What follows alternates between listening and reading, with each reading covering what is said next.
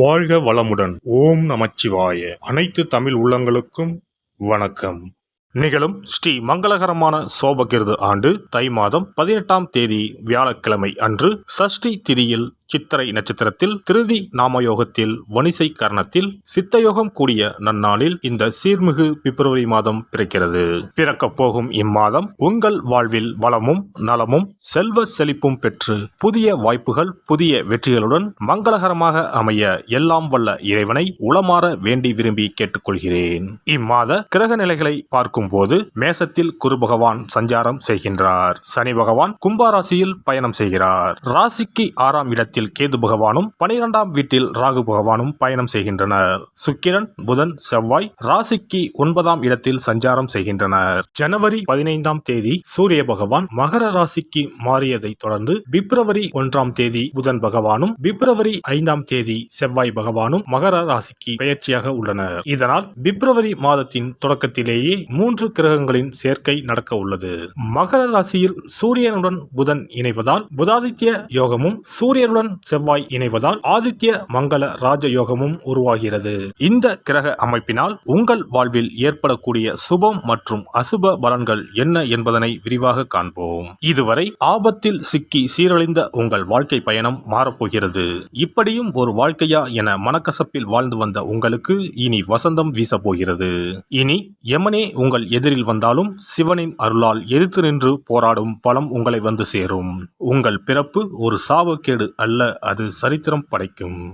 மீனராசி அன்பர்களே, இம்மாதம் குரு மற்றும் கேது பகவானால் பல நன்மைகள் நடைபெற உள்ளன. வெளி வட்டாரத்தில் மதிப்பும் மரியாதையும் அதிகரிக்கும். அரசாங்க வகையில் எதிர்பார்த்த காரியங்கள் அனுகூலமாக முடியும். தந்தை வழி உறவுகளால் ஆதாயம் உண்டாகும். பண வரவு கணிசமாக உயரும். குடும்பத்தில் மகிழ்ச்சியும் உற்சாகமும் நிலவும். கணவன் மனைவிக்கு இடையே அந்யோன்யம் அதிகரிக்கும். உறவினர்கள் வருகையும் அதனால் மகிழ்ச்சியும் உண்டாகும். உறவினர்களிடம் எதிர்பார்த்த காரியங்கள் அனுகூலமாக அமையும். சிலருக்கு வீடு மனை வாங்கும் யோகமும் உண்டாகும். புதிய முயற்சிகளில் வெற்றி கிடைக்கும். எதிரிகளின் தொல்லை இல்லாமல் போகும். அவர்களால் மறைமுக ஆதாயமும் கிடைக்கக்கூடும். உங்கள் முயற்சிகளுக்கு மனைவி மகள் உள்ளிட்ட குடும்ப பெண்கள் பக்க பலமாக இருப்பார்கள். ஆனால் மாத பிற்பகுதியில் விலை உயர்ந்த நகை மற்றும் பொருட்களை இரவல் தரவும் வாங்கவும் வேண்டாம். வீட்டில் பொருட்கள் களவு போகக்கூடும் என்பதால் எச்சரிக்கையாக இருக்கவும். அக்கம் பக்கத்தில் இருப்பவர்களுடன் அனுசரித்து செல்வது நல்லது. உடல் ஆரோக்கியம் மேம்படும். அலுவலகத்தில் ஓரளவுக்கு முன்னேற்றமான சூழ்நிலையே காணப்படும். எதிர்பார்த்த சலுகைகள் கிடைக்கும். சக ஊழியர்கள் உங்கள் பணிகளில் ஒத்துழைப்பு தருவார்கள். உங்கள் கோரிக்கைகள் ஏற்றுக்கொள்ளப்படும். பதவி உயர்வு ஊதிய உயர்வு கிடைப்பதில் இருந்த தடைகள் விலகும். தொழில் மற்றும் வியாபாரத்தில் முன்னேற்றம் ஏற்படும்.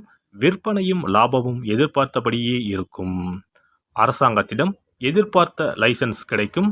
வியாபாரத்தை விரிவுபடுத்தும் எண்ணம் இருந்தால் அதற்கான முயற்சிகளில் இம்மாதம் ஈடுபடலாம். கலைத்துறையை சேர்ந்த அன்பர்களுக்கு எதிர்பார்த்தபடியே வாய்ப்புகள் கிடைக்கும். உங்கள் படைப்புகளுக்கு மிகப்பெரிய அங்கீகாரம் கிடைக்கும். சிலருக்கு மூத்த கலைஞர்களால் அனுகூலம் உண்டாகும். வதந்திகளை பொருட்படுத்த வேண்டாம். மாணவ மாணவியருக்கு படிப்பில் ஆர்வம் அதிகரிக்கும். தேர்வுகளில் நல்ல மதிப்பெண்கள் பெறுவீர்கள். ஆசிரியர்களின் பாராட்டுகள் மனதிற்கு மகிழ்ச்சியை தரும். போட்டி பந்தயங்களில் வெற்றி பெறுவீர்கள். குடும்பத்தை நிர்வகிக்கும் பெண்மணிகளுக்கு குடும்ப சூழ்நிலை மகிழ்ச்சி தருவதாக இருக்கும். கணவரிடம் எதிர்பார்த்த காரியங்கள் அனுகூலமாக முடியும். உறவினர்களிடையே மதிப்பு மரியாதை அதிகரிக்கும். அலுவலகத்துக்கு செல்லும் பெண்மணிகளுக்கு எதிர்பார்த்த சலுகைகள் கிடைக்கும். இம்மாதம் சாதகமான நாட்கள் 1, 3, 9, 10. அதிர்ஷ்ட எண்கள் 1, 2, 7. வழிபட வேண்டிய தெய்வம் முருகப்பெருமான் மற்றும் பைரவர். பரிகாரம்: அஷ்டமி தினத்தில் பைரவருக்கு அர்ச்சனை செய்து வழிபடுவதும் செவ்வாய்க்கிழமைகளில் முருகப்பெருமானுக்கு அர்ச்சனை செய்து வழிபடுவதும் நன்மையை தரும். சிறப்பு பரிகாரம் மற்றும் ஆலய தரிசனம். புத்திர பாக்கியம் என்பது திருமணமாகி பல ஆண்டுகள் ஆகியும் புத்திர பாக்கியமே ஏற்படாத நிலை. புத்திர புத்திர தோஷம் என்பது ஒவ்வொரு லக்னத்திற்கும் வேறுபடும். பொதுவாக எந்த லக்கணமாக இருந்தாலும் 5ஆம் இடம்தான் புத்திரஸ்தானத்தை குறிக்கும். எனவே அந்த 5ஆம் இடத்தை முக்கியமாக பார்க்க வேண்டும். சேர்த்து வைத்த புண்ணியம்தான் குழந்தையாக பிறக்கும் என்று பழமொழி உண்டு. அந்த வகையில் 5ஆம் இடம் பூர்வ புண்ணிய ஸ்தானமாகவும் திகழ்கிறது. தாய்மாமன், தாய்வழி உறவுகள் ஆகியவற்றை குறிப்பதும் 5ஆம் இடம்தான். 5ஆம் இடத்தில் பாவக்கிரகங்கள், அதாவது ராகு, செவ்வாய், சனி அல்லது சூரியன் அமர்ந்தால் ஒரு சிலருக்கு குழந்தை பாக்கியம் இல்லாமல் போகும் அல்லது தாமதமாக கிடைக்கும். ஒருவேளை 5ஆம் இடத்தில் உள்ள பாவக்கிரகங்களை சுப கிரகங்கள் பார்த்தால் குழந்தை பாக்கியம் கிடைக்கும் என்பது நம்பிக்கை. இனி புத்திர பாக்கியம் பெறுவதற்கான ஆலய வழிபாடுகளை பார்ப்போம். செவ்வாய் பகவானின் அம்சமாக கருதப்படும் முருகப்பெருமான் வழிபாட்டை தவறாமல் செய்பவர்களுக்கு நிச்சயமாக புத்திர பாக்கியம் கிடைக்கும். குரு பகவான் வீற்றிருக்கும் தலங்கள் அனைத்தும் சிறப்பு வாய்ந்தவைதான். ஆலங்குடி குருஸ்தலம், திட்டை குருஸ்தலம் சிறப்பான பலன்களை கொடுக்கும் ஆலயங்களாகும். அது மட்டுமல்லாமல் சிதம்பரம் அருகே இருக்கக்கூடிய ஓமாம்புலியூர் துயர்தீர்த்தநாதர் ஆலயமும் குரு பகவானின் ஸ்தலமாகும். இந்த ஆலயங்களுக்கு சென்று தரிசித்து வருவதன் மூலம் புத்திர பாக்கியம் நிச்சயமாக கிடைக்கும் என்பதை உறுதியாகவே சொல்லிக் கொள்கிறேன். மேலும் வைத்தீஸ்வரன் கோவில் அனைத்து விதமான நோய்களையும் தீர்க்கும் ஆலயம். இது செவ்வாய் பரிகார ஸ்தலம். எனவே நல்ல சத்தான அறிவு கூர்மை மிக்க குழந்தை பாக்கியம் வேண்டுபவர்கள் இந்த ஆலயத்திற்கு சென்று வந்தால் குழந்தை பாக்கியம் பெறுவதற்கு உண்டான தடைகளை நீக்கி புத்திர பாக்கியத்தை நிச்சயம் அருள்வார் வைத்தியநாத சுவாமி. மேலும் கருவின் உருவாக இருக்கும் கருமாரியம்மன் ஆலயங்கள் அனைத்தும் புத்திர பாக்கியம் நல்கும் ஆலயங்களே. சமயபுரம் மாரியம்மன், திருவேற்காடு கருமாரியம்மன் போன்ற ஆலயங்கள் அனைத்தும் சிறப்பு வாய்ந்தவையே. அதேபோல் திருச்சிக்கு அருகில் உள்ள திருப்பட்டூர் பிரம்மா ஆலயம் பிறவி பயனை அனுபவிக்க செய்யும் ஸ்தலம். திருப்பட்டூர் பிரம்மாவிடம் வேண்டுதல் வைக்க குழந்தை பாக்கியம் கிடைக்கும். திருச்செங்கோடு அர்த்தநாரீஸ்வரர் ஆலயம் புத்திர பாக்கியத்தை அருளும் முக்கிய ஸ்தலம்.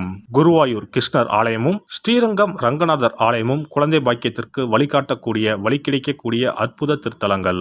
இந்த ஆலயங்களில் துலாபாரம் என்னும் வேண்டுதல் வைத்து வந்தால் குழந்தை பாக்கியம் உடனே கிடைக்கும். குழந்தை பேறு பெற்ற லட்சக்கணக்கான பேர் இங்கு வந்து நேர்த்தி கடன் செலுத்துவதை தினந்தோறும் காணலாம். அதேபோல் அத்தி மரத்தை நட்டு வளர்த்து வருவதும் அத்தி மரத்தை பேணி காப்பதும் குழந்தை பாக்கியத்தை தரும். தான தர்மங்களும் புத்திர பாக்கியத்தை தரும். அக்கம் பக்கம் உள்ள குழந்தைகளுக்கு உணவு வழங்குதல், இனிப்புகள் வழங்குதல் போன்ற செயல்கள் புத்திர பாக்கியத்தை தரக்கூடியதாகும். துர்க்கை வழிபாடும் முருகப்பெருமான் வழிபாடும் சிறந்த பரிகார முறைகள். அதிகாலை நேரத்தில் அரச மரத்தை 48 முறை சுற்றி வருவதன் மூலமும் குழந்தை பாக்கியம் நிச்சயம் உண்டாகும். எறும்பு புற்றுக்கு வெல்லம், பொட்டுக்கடலை கலந்து தருவதால் 1000 பேருக்கு அன்னதானம் செய்த பலன் வந்து சேரும். கர்ப்பிணிகளுக்கு அவர்கள் விரும்புவதை வாங்கி கொடுத்து அவர்களை மகிழ்ச்சிப்படுத்துவதன் மூலம் அவர்களுடைய ஆசீர்வாதம் கிடைக்க பெற்று குழந்தை பாக்கியம் கிடைக்கும் என்பது உண்மை.